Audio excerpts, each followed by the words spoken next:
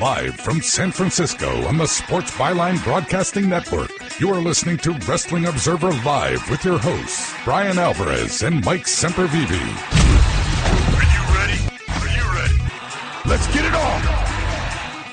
Let's get it on. It is Wrestling Observer Live. I'm Mike Sempervive here with you in the driver's seat, sitting in for Brian Alvarez. I'll be here for the next hour talking professional wrestling and mixed martial arts. I've got Red Bull. Thankfully, I need it. And for those of you who weren't with us yesterday, Brian is taking a couple days off to enjoy the birth of his second child. So congratulations to them. He will be back when he gets back. So until then, both I and Jim Valley are going to be here to hold down the fort. Jim's going to be joining me after the break, and he'll be joining you solo tomorrow, because there's always a tomorrow here on Observer Live, 7 days a week over the Sports Byline Radio Network, Saturdays 1 p.m. East, Sundays 6 p.m. East, and Monday through Friday 3 and 8 p.m. Eastern Time. Adjust for your time zones accordingly. Lots we could get into today, but I think what takes precedence for a second day in a row is NXT's debut on the USA Network. We have the ratings, and they are good. They are really good. And hopefully it is a very promising sign for both sides to build on as we head towards the head-to-head battle between NXT and AEW, which is going to begin in 2 weeks. 1.2 million viewers, 553,000 of those being in the really valued 18 to 49 demo. That 1.2 million is a nearly 50% increase from the one-off NXT special on USA, which aired at 7 p.m. on a Wednesday in December of 2017. During a week-long gimmick where the USA aired WWE programming. So no gimmick, no more.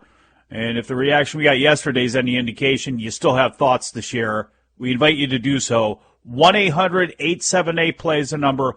1-800-878-7529. You can get a hold of me on Twitter as well, at Sempervive, at Jim Valley, and at Sports Byline USA.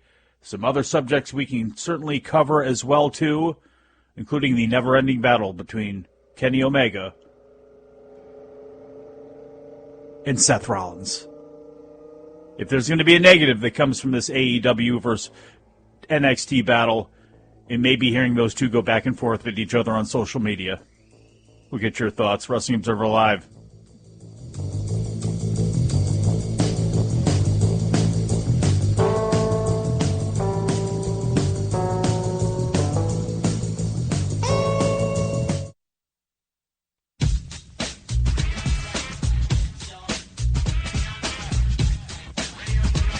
You are listening to Wrestling Observer Live with Brian Alvarez and Mike Sempervive on the Sports Byline Broadcasting Network.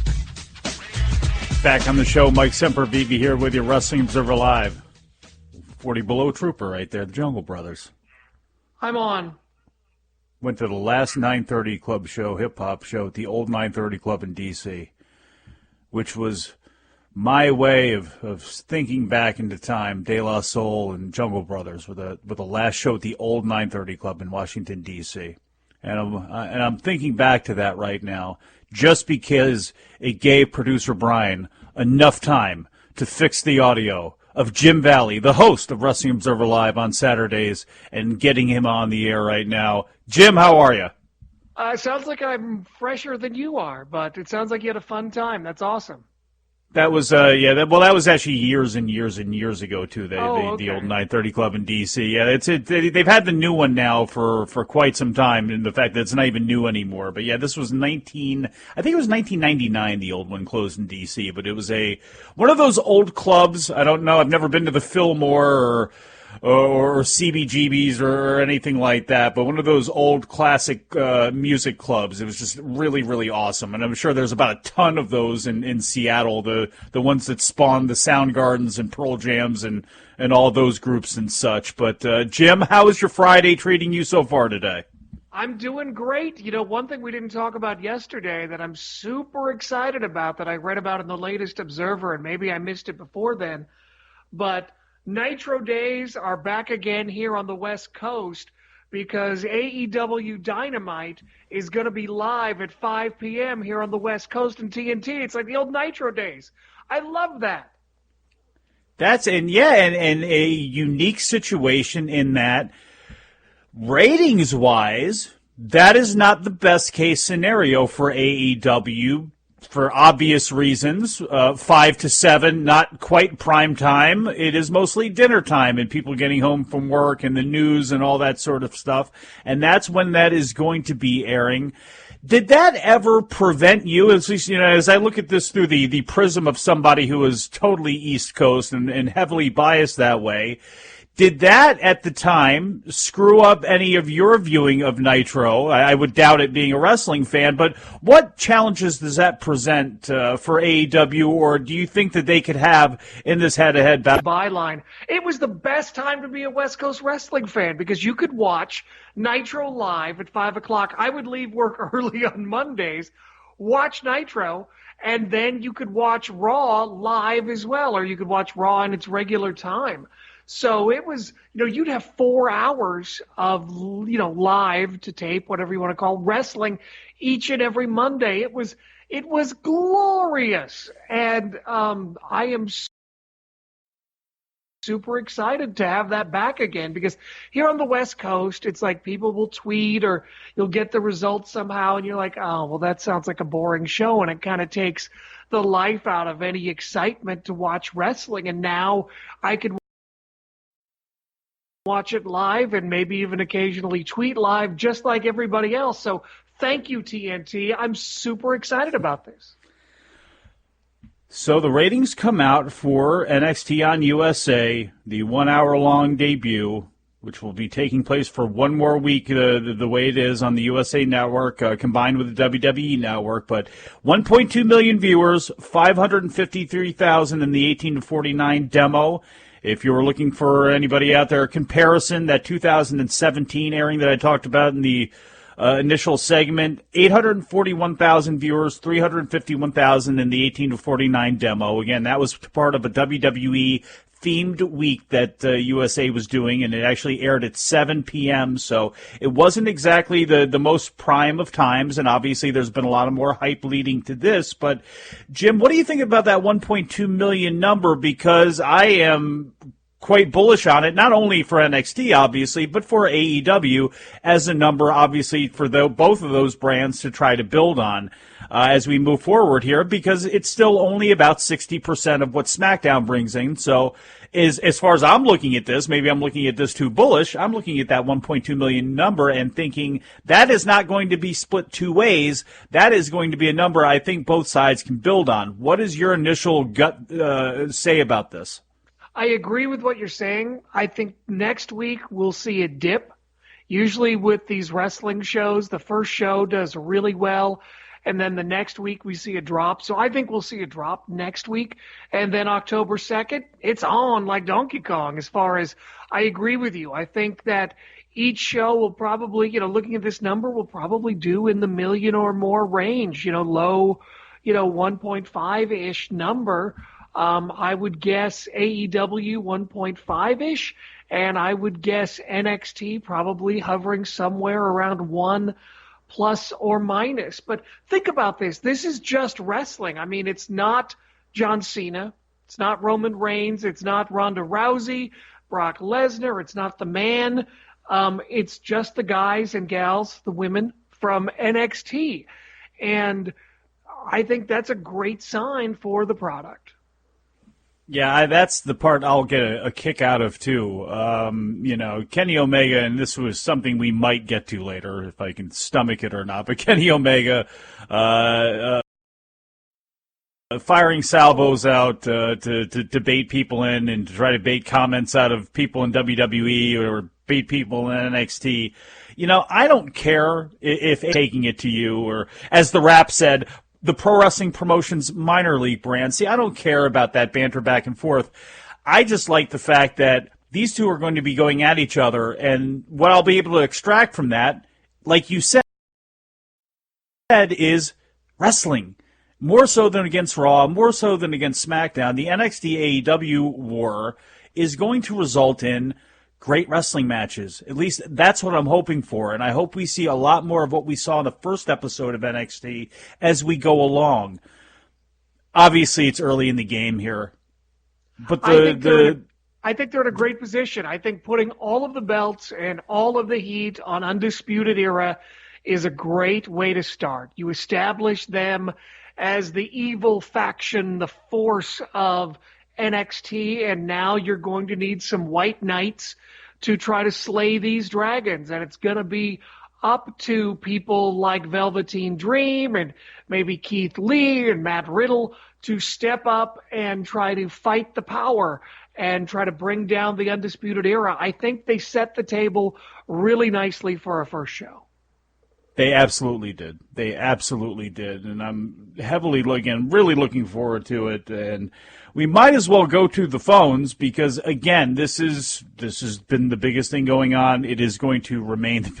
I shouldn't say it. I shouldn't say at all. It's going to remain the biggest thing going on because it's not. Because the move to Fox and the draft and everything else, in a way, is going to be just as big, if not bigger, than this. But it's still the topic of conversation as we lead into the weekend here, and we might as well go to the phones right now. 1-800-878-PLAY. Got Ben on the line. Ben, how are you today? What's on your mind? Hey, guys. I just wanted to say that I'm really, really happy to see the Undisputed Era dripping in championship gold. I was actually at the TakeOver Toronto, and I can tell you right now that if they had all gone over that night, the crowd would not have complained one bit. There's actually a couple of spots in that tag match where everybody was yelling tap, tap, tap, tap, tap, tap. I was convinced they were going to win that night, but I'm still glad to see the prophecy fulfilled with Roderick Strong going over. My question is actually about that finish. Now, correct me if I'm wrong, but he's the only one who didn't win clean. Am I incorrect there? My memory's terrible, but that seems right. Yeah. Yeah. Yeah, okay. So he was the last to secure the gold. There was that little seed of dissension planted earlier with that, the stuff going on between him and Cole. Now, what do you think the angle is going forward? Are they just going to lean into Cole versus Dream, or are they going to play off something where, like, well, Roddy, you're not a strong champ because we needed to come save your keister, and what are your thoughts on that? Well, Ben, you know what? I'm going to actually hold that over to the second segment here that we got coming up, or the third segment we got here coming up, because I know we're pushing close up against the break here. So we'll actually go to that now and answer you when we get back from break, as well as getting to everybody else who's also on the phone lines. 1-800-878-PLAY if you want to join us, at Sempervive, at Jim Valley, and at Sports Byline USA. You can get a hold of us that way as well, too. We shall be back. This is Wrestling Observer Live.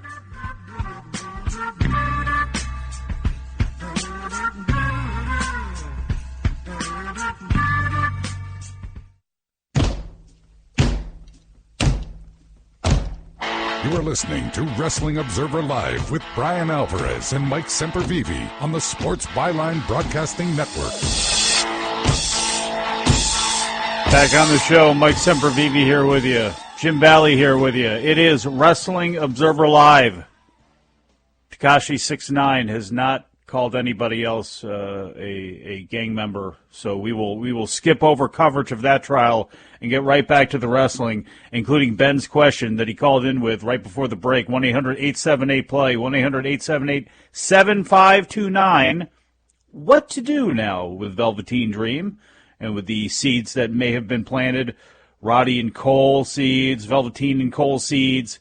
You have the obvious Roddy Dream 2 scenario that you could do.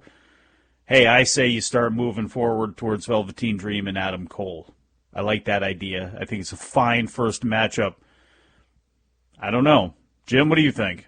What would you do if you were in this situation? Do you go with the rematch and keep going with that for a while, or do you go right into it? As far as Roddy goes, I think you just keep the title on him, and I think, you can tease some things and make him seem sympathetic as a heel, and then eventually over time you have him get kicked out of the Undisputed Era, and you can, have everybody mention the fact that he needed their help to win, and he was the last one to win a title, but that is a long time down the road in my mind. Yeah, I think you could do Adam Cole and Velveteen Dream. I think to a degree because his character is so strong and his character work is so good. I think the Velveteen character is bulletproof for a degree. I think that he had the North American title for a while. That gives him some credibility, but I don't know that he necessarily needs a title. I mean, he could challenge Adam Cole and Roddy screws him or something like that, and then he's spun off to the North American title or somewhere else. I don't know that he necessarily needs a belt right now, but you've got a ton of people. You've got Keith Lee, you've got Matt Riddle, who's going as the number one contender next week in a match. There is a wealth of riches on NXT, and I do have to take issue. Dave Meltzer knows way more than I do, and I defer to him in so many cases. So, but when he mentioned the other day that who's cool on the NXT roster, I think there are a lot of cool people on the NXT roster. Maybe he was just tired or wasn't thinking all the way through, and I've done that before. But I think that certainly the Young Bucks and a lot of people in AEW are cool, and they've shown it by all the tickets they've sold. But NXT, I think, has a very cool roster in its own. Well, frame that, I guess, for me, because maybe I missed that. So what was just the basic breakdown of it? That NXT's got a number of cool people on the roster, or AEW does, and NXT's got a low Q rating or such? Maybe that's what he was saying, but I think he was just talking about how, there's definitely a cool factor in AEW, and, you can't deny that with Kenny Omega and the Young Bucks and Jericho and Orange Cassidy and MJF, and many I'm leaving off the list. But, I would argue that Adam Cole's pretty cool, and the Undisputed Era is pretty cool. And Keith Lee, all those guys were pretty cool when they were getting signed. All these guys were pretty cool. I thought I didn't know we had to compare them, and I think I know what he's saying. I know what he's talking about there. When you look at the T-shirt sales and all that sort of good stuff. But I think you said it all. You're right when it comes to Velveteen Dream. Talk about one guy on the NXT roster that doesn't need a belt. He could make up his own belt, for heaven's sakes, and wear it and walk around, and people would absolutely love it. So, oh my God, yeah, I mean, they not only. Idea. And they really could. I mean, not only do you have, a great cool factor with him, it's just gosh, that's brilliant. And it again, if he could do that on any brand at any time, but with NXT, a purple belt or a velvet belt. I mean, he loves that third eye, with the glasses and everything. You could play off that. There's a zillion things you could do with Dream, and I honestly thought he was going to drop the belt because with the draft, it's very difficult. If I'm looking at this and I'm in WWE and I'm not as concerned with NXT and I'm just trying to make moves for the Raw or SmackDown rosters, he would be a guy I'd be all over. With that said, boy, I'd like for him to stay down there for as long as he can, because there are the obvious holes in Dream's game. I mean, Patrick Clark has not been doing this stuff forever. There's a lot of talk over his punches and things like that. Just a lot of things that are going to have to develop over time. So the longer he stays down there, the better. And if you can have an excuse like that, or try to have an excuse like that, where he's got his own belt or whatever it is, reasons to keep him down there, and feuds to keep him down there with to get him better. To me, it's going to be just better long term. We'll see how that goes, because they always get an itchy trigger finger, or Vince gets an idea and then they make a move, and sometimes it hasn't been very much thought out. But we'll just have to see where we go with it. Don't want to hold up anybody too long on the phone lines. 1-800-878 play. Going to go back to him. Brian's on the line. Brian, how are you? Brian, are you there? Yes, I am. Oh, Ryan, not Brian. Ryan in Cumberland, Maryland. Ryan, what can you provide for us today? My question's on something Cody Rhodes said about AEW. He said that it's risky putting young talent in unscripted promos. So my question is, when was the last time you saw a young wrestler totally bomb on a promo or a match on live TV? I really can't think of too many besides Goldberg and Regal, where Regal shot on him, and WCW Worldwide, where the Renegade screwed up match after match, and you have to keep filming the matches over again. Ryan, if you were watching WCW during that time, you saw like the Natural Born Thrillers. Will you stop it? An issue with Mike Sanders. I thought he was one of the best promos in WCW. That's I would it. argue. Ryan, I'm hanging up on you right there. I would argue that the promo at the end of Fight for the Fallen was cringeworthy. I think that you do at least have to have an outline and a plan, and the young guys do need to be scripted. I think it's on an as-needed basis. I would even argue that Chris Jericho's promo at Fight for the Fallen was kind of rambling and awkward, and he kind of ran around the ring kind of like an indie guy. I thought that was one of Chris Jericho's worst mic performances in a very, very, very long time. Looks like you're not going on the cruise either. It's risky. No, I mean, I love Chris Jericho, but I still got to say that, he's done some great stuff and he will do other great things. But in that one instance, that wasn't great.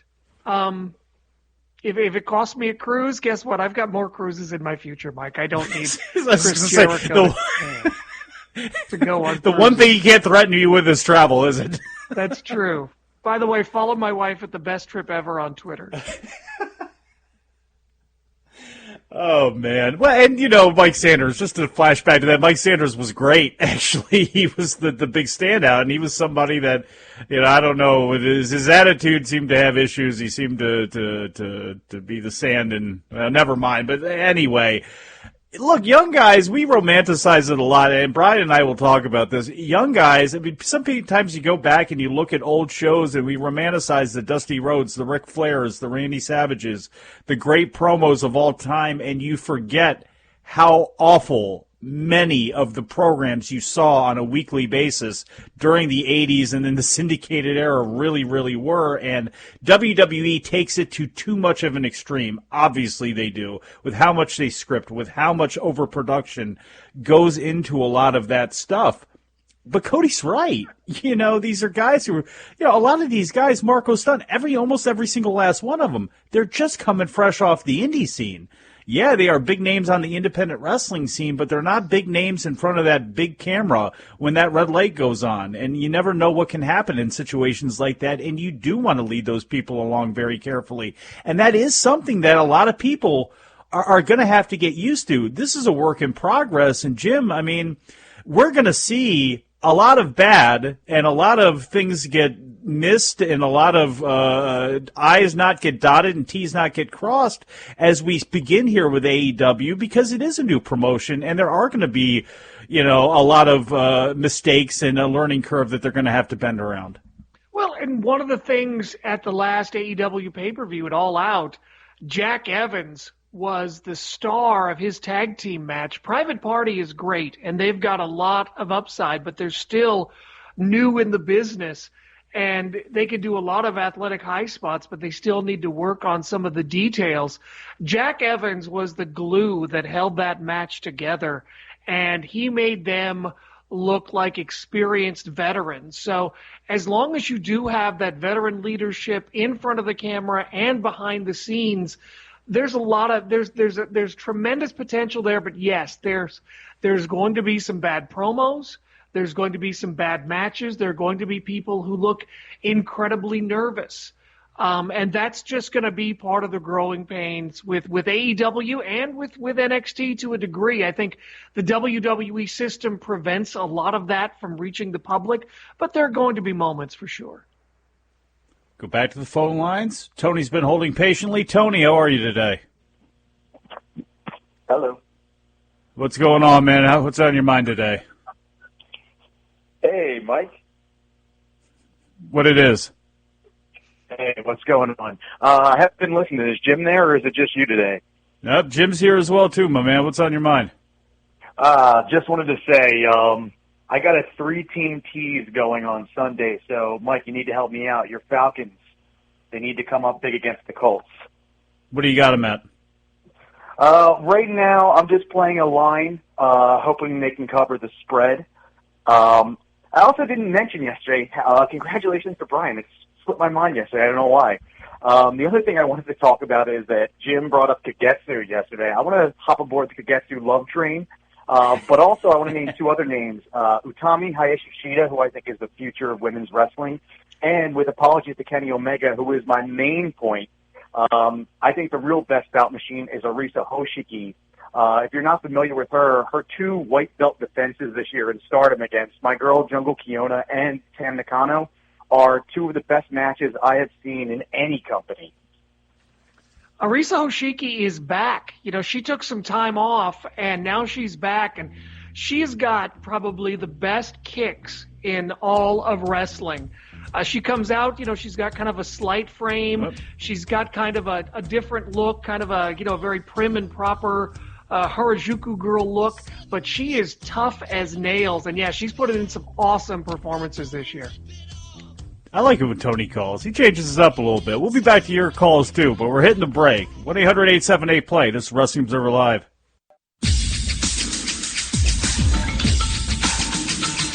You are listening to Wrestling Observer Live with Brian Alvarez and Mike Sempervive on the Sports Byline Broadcasting Network.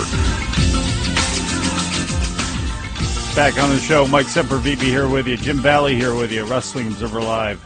Do you like wrestling? We like wrestling. That's why we talk about wrestling every single day, 7 days a week over the Sports Byline Radio Network. Saturdays at 1 p.m. Eastern, Sunday 6 p.m. Eastern, Monday through Friday 3 and 8 p.m. Eastern. Always here for you. In fact, you can find Jim not only every place you usually listen to us, which is American Forces Radio, TuneIn, iHeart, over-the-air affiliates, via podcast, but also Sirius XM Fight Nation 156 and Dan Patrick Radio 211. How is that Saturday show? Are you going to be rusty at all? Are these shows, have I prepped you enough to get you back into the saddle again for doing these solo shows on Saturday? You know, it's going to be hard to live up to the high bar you set last Saturday filling in for me, but I appreciate it, Mike. You're the best. And I will be live on Saturday. You're holding 2 of your Emmys in your hands right now as you say this, aren't you?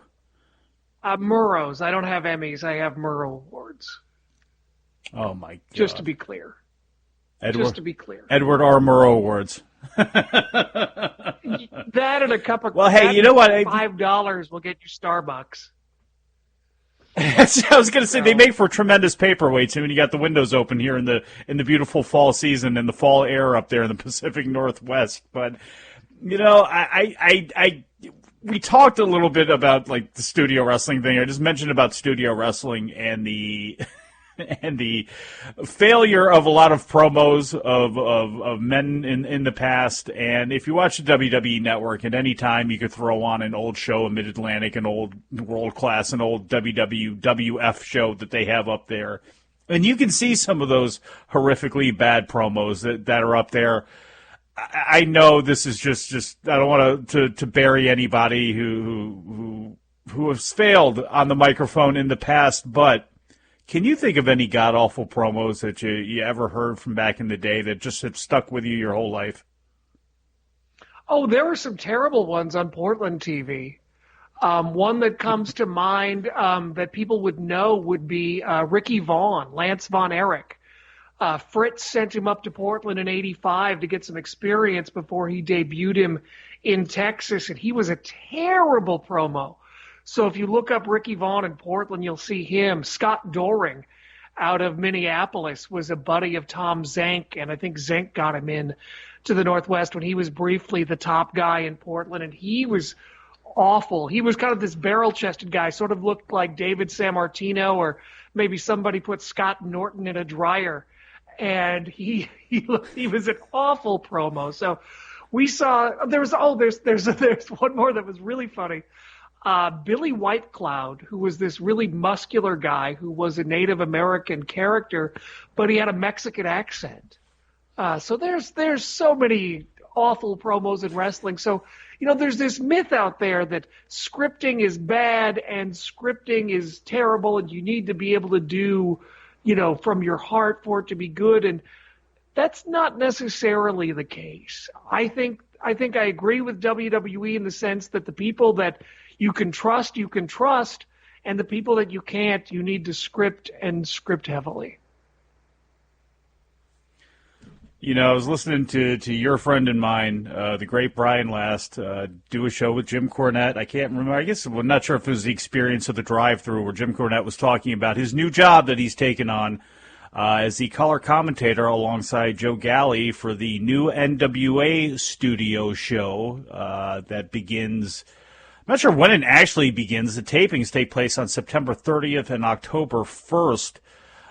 In Atlanta, the Billy Corrigan Project, NWA World Champion Nick Aldis, James Storm has been announced for that show. Colt Cabana is going to be at that show. I guess two things here. One, Cornette obviously is playing upon the past, and Corrigan wants to play upon the past and wants to use the studio wrestling show as a sink or swim. Obviously, for a lot of guys, it's going to be a great way for them to get experience, in front of a mic, and they want to go back to that feel of that old studio show where guys had a chance to sink or swim based on their personalities, and that being the driving force, the promo being the thing to talk them into the building. I mean, you look at what the NWA has gotten so far and what they've done so far and how they presented themselves, and that type of mentality is what they're looking for. People that are going to reach through the TV, Eli Drake, James Storm, those types of people, those good talkers that are going to want to draw you in. Nick Aldis, I think, is one of the most underrated guys, certainly on a microphone, certainly during interviews going out there, at least to me. But what do you think about that concept of the sink or swim, if you are the NWA or if you are a smaller promotion, and where do you think, if at all, comes to trying to draw TV eyes and trying to draw viewers' eyes? This show is going to have to be different. I guess the closest thing to a comparable show would be maybe NWA Hollywood, Wrestling from Hollywood. But, they've got a ramp and a big screen and stuff. I want no ramp for this Atlanta show. I want it to look like Memphis or Georgia or Mid-Atlantic. And it's going to have brawls, and it's going to have to be the Wild West to get attention. And it sounds to me like, that's what Billy Corgan knows. You look at the title belts that he's commissioned, they're all retro belts. So I'm expecting, a retro style show. And even though we just talked about all the promos and stuff, for Billy Corgan and that studio show, unless it's something incredibly important, I think that is your show that is less scripted. One of the things I think that got me into wrestling was the fact that it was like theater. It was like improv theater where people played off of each deal that anything can happen and that it will.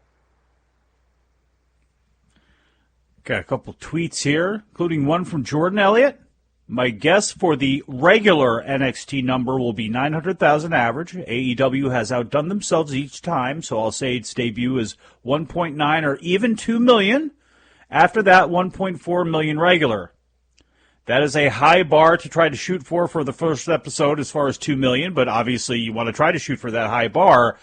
That 1.4 million number, the settle number, though, is very interesting because for the entire life of Impact, when we talked about, at least at the time,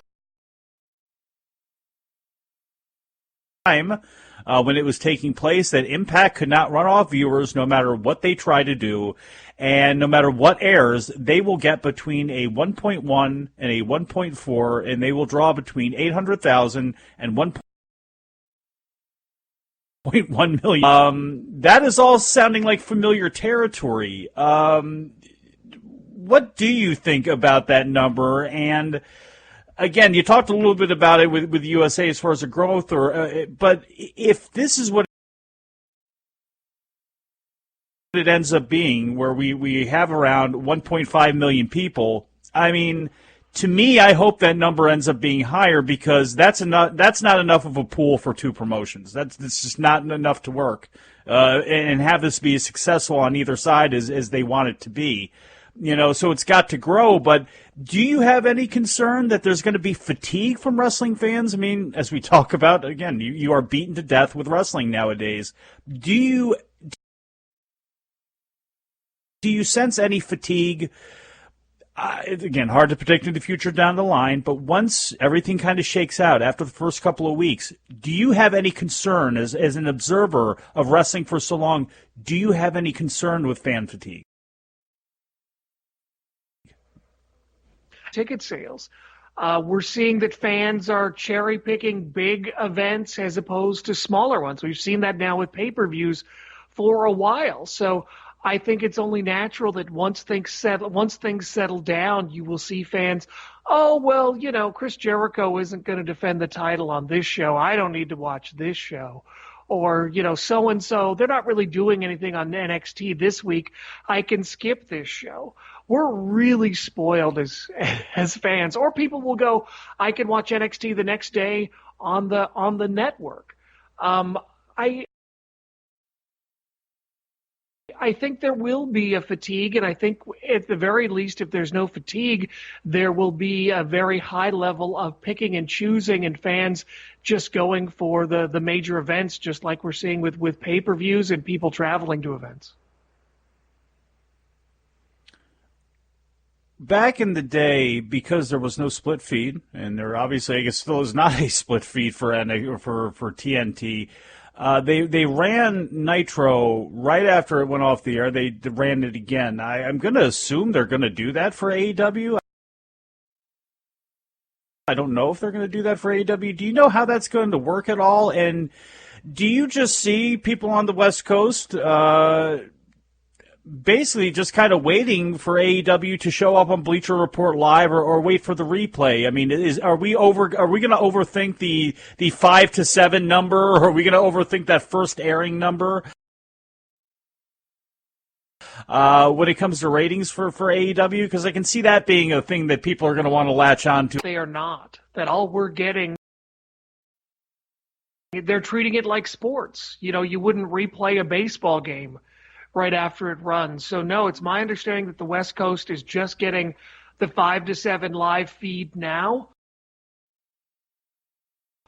And considering the traffic here on the West Coast in the hubs of Seattle and Portland and San Francisco and Los Angeles, that could be a problem for some people. But at the same time, there's a lot of shifting that goes on and people working from home and those type of things. I can't speak for everybody, but I'm just excited to get a live feed at 5 o'clock here on the West Coast. It really puts me in the mind of the glory days of Monday Nitro. Well, we know the show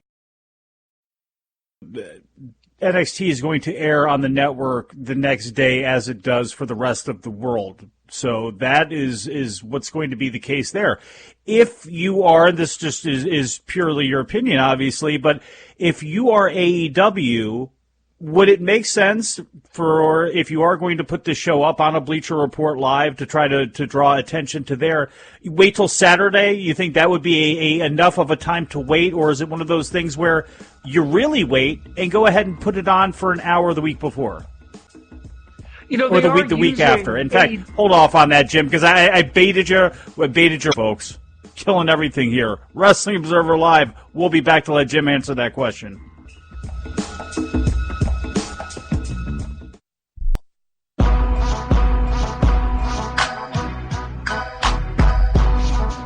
You are listening to Wrestling Observer Live with Brian Alvarez and Mike Sempervive on the Sports Byline Broadcasting Network. Back at it, short segment here. Jim Valley, Mike Sempervive, Wrestling Observer Live. And Jim, as I was going to ask you before the break there, if it was up to you, what would you do? Would you put the replay of the show on Bleacher Report Live a couple days later? Would you wait a week and put it on directly before the last episode of AEW? Do you do both, or do you do neither? I think you could do something, but I would do it sort of like the on-demand works with Xfinity, where you have commercials inserted, you can't fast forward through them, that kind of thing. That's what I would do. As far as the day or the time strategy, I don't know enough to intelligently discuss that. But, I think it also depends on what kind of numbers the show is getting. And if you're going for a younger audience, though, you've got to have that mobile device option for them to cume the show. Wait a second, Jim. When did not being able to intelligently discuss something ever stop anyone, including myself, from talking about anything, including professional wrestling, which we do here every single day, Monday through Friday, 3 p.m. Eastern, 8 p.m. as well, too. Saturdays at 1, Sundays at 6, and we'll be doing Saturday and Sunday. Well, you'll be doing Saturday, and I think we're going to be doing Sunday together. We'll see how that works out. You got anything on your plate and on the agenda coming up here for Saturday? Hey, we will talk about Kenny Omega and the stuff he says, plus Don Owen and the Wrestling Observer Hall of Fame. If he doesn't get voted in, he drops out. If you are a voter, go to WrestlingObserver.com. Listen to the latest Portland WrestleCast. We make the case for Don Owen to be in the the Wrestling Observer Hall of Fame. Said the most controversial words, too. I saw him posted up there. Don Owen, the new Big Daddy. You know how to fire people up and get people talking, the same way Kenny Omega does. I have a feeling we're going to hear a lot from Kenny Omega and Seth Rollins in the future as well, too, trolling each other. No surprise there. We'd never troll you here, everybody. Thank you, Producer Brian. Thank you, Jim Valley. Thank all of you for calling in and listening in. My name is Mike Sempervive. And as the old saying goes, we shall talk to you again after a while.